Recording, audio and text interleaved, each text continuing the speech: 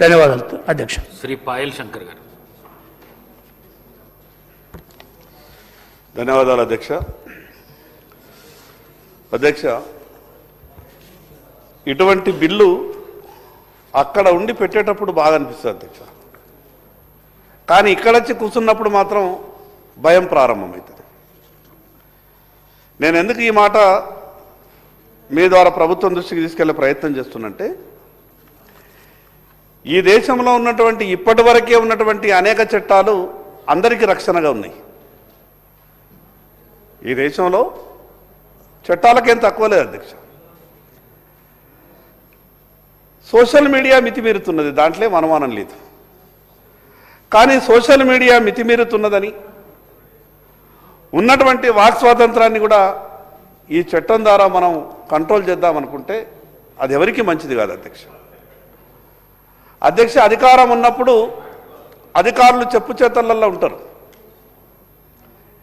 నేను సూటిగా ఒక విషయం చెప్పదలుచుకున్నా.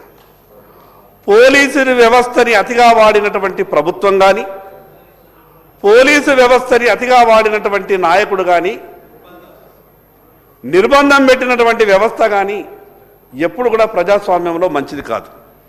దానికి ఉదాహరణ అధికారంలో ఉండి ఇటుపక్క కూర్చున్నటువంటి, ఈరోజు సభలో లేనటువంటి ఆ పార్టీ ఆ సభ్యులే దానికి నిదర్శనం. చీమ చిటుక్కుమన్నా నా మీద అధ్యక్ష, నేను ఆ రోజు జిల్లా భారతీయ జనతా పార్టీ అధ్యక్షుని ఆదిలాబాద్లో ఉంటే రైతుల విషయం ప్రస్తావిస్తున్నా కూడా ఇంటి ముందర పోలీసు జీబులు, ఏ చిన్న ప్రెస్ మీట్ పెట్టినా కూడా కేసులు పెట్టేటటువంటి ప్రయత్నం, ఏ చిన్న ప్రొటెస్ట్ చేసినా కేసులు పెట్టేటటువంటి ప్రయత్నం. అంటే దాని ఉద్దేశం ఏంటంటే, మేము అధికారంలో ఉన్నాం, మాకు వ్యతిరేకంగా మీరు ఏం మాట్లాడద్దు, మీరు మాట్లాడకుంటేనే ప్రజలకేం తెలియదు కాబట్టి ఆ రకమైనటువంటి ఒత్తిడిలో ఈ ప్రజాస్వామ్య వ్యవస్థలో ప్రతిపక్షంగా పనిచేస్తున్నటువంటి మనమే కాకుండా చాలా వ్యవస్థలు ప్రజాస్వామ్యంలో ప్రభుత్వం దృష్టికి తీసుకెళ్లే ప్రయత్నం జరుగుతుంది, విమర్శించే ప్రయత్నం కూడా జరుగుతుంది.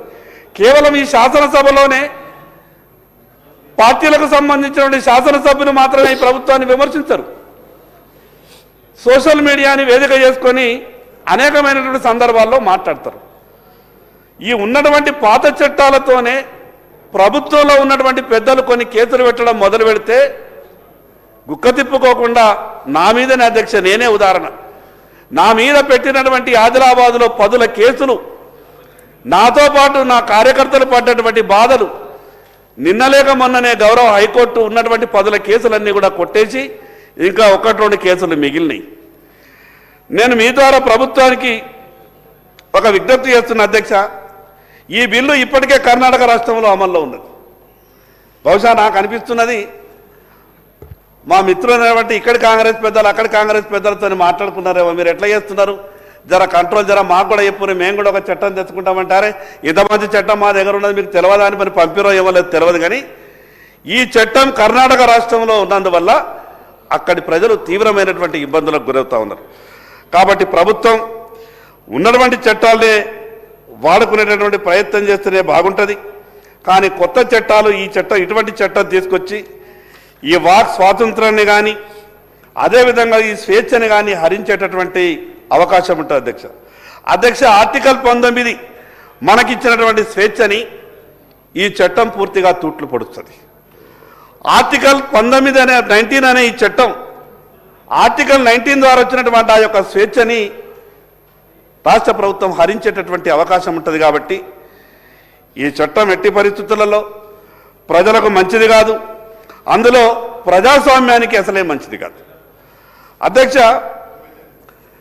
ఒక కేసు పెట్టేటప్పుడు ఏ ఆధారాలు అవసరం లేదు అధ్యక్ష.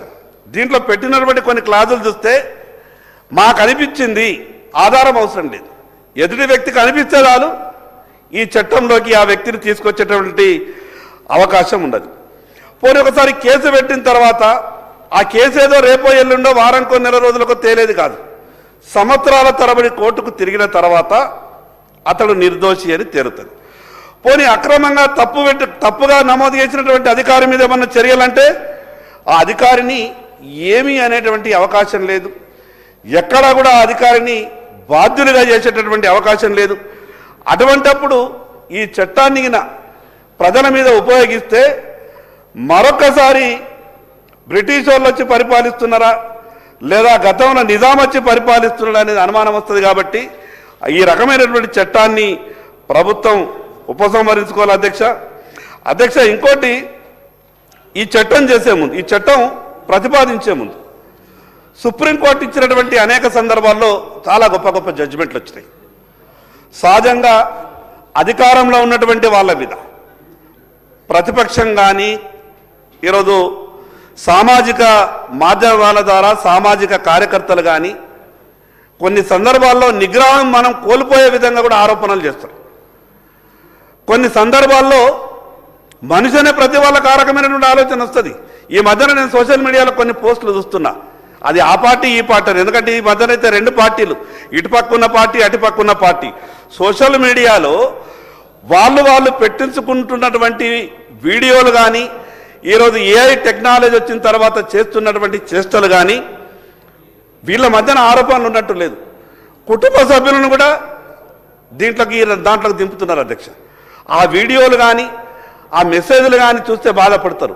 కానీ అంత మాత్రాన ఆ జరుగుతున్నటువంటి విషయాల మీద మిగతా రూపాలలో మనకున్నటువంటి చట్టాలని వాడుకోవచ్చు.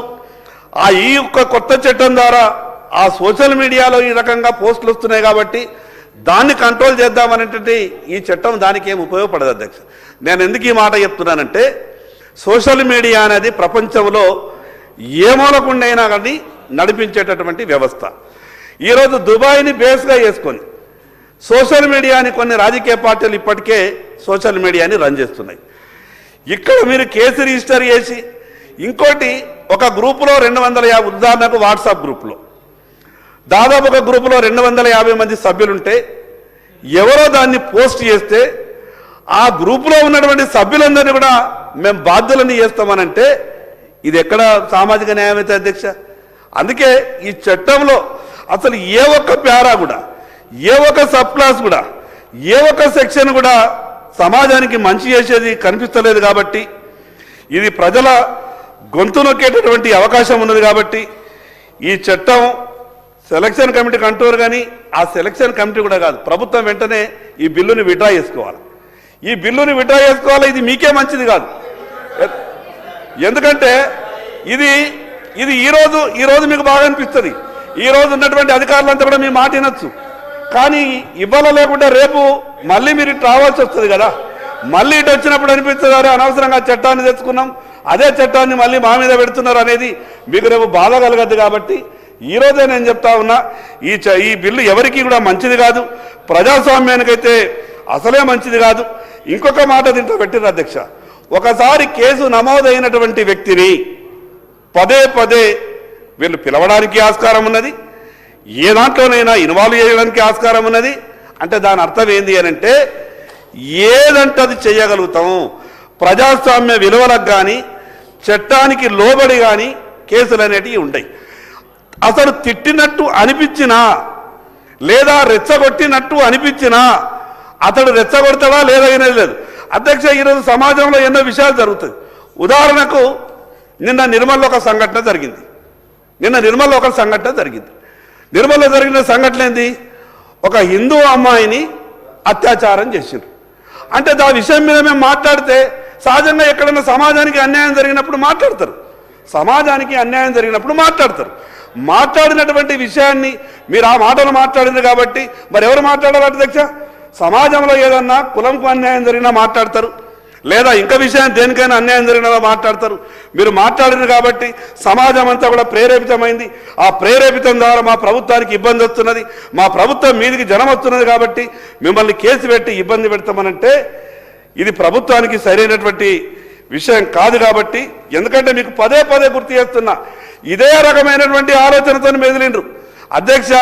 నేను 32 సంవత్సరాలుగా రాజకీయాలలో ఉన్నా. నేను సర్పంచ్ నుంచి ప్రారంభమైనటువంటి నా రాజకీయ జీవితం, సర్పంచ్గా, ఎంపీటీసీగా, జడ్పీటీసీగా, మండల ఉపాధ్యక్షునిగా, 3 సార్లు ఎమ్మెల్యేగా పోటీ చేసి ఓడిపోయి 4వసారి ఈ సభకు వచ్చిన. కాబట్టి సమాజంలో గ్రౌండ్ రియాలిటీ ఏందనేది నాకు తెలిసి ఉంటుంది. కాబట్టి పోలీసు వ్యవస్థని అతిగా వాడుకునేటటువంటి ప్రయత్నం చెయ్యకండి. అతిగా వాడుకుంటే అది చాలా ప్రమాదకరం. అది ఏమవుతుందంటే మన ఇంట్లున్న కరెంటే కదా అనుకుంటే కరెంటుని చేతిలో పట్టుకుంటే షాకెట్ల కొట్టి మనిషి మరణిస్తాడో పోలీసు వ్యవస్థని కూడా ఆ రకంగా వాడుకుంటే చాలా ప్రమాదం ఉంటుంది. కాబట్టి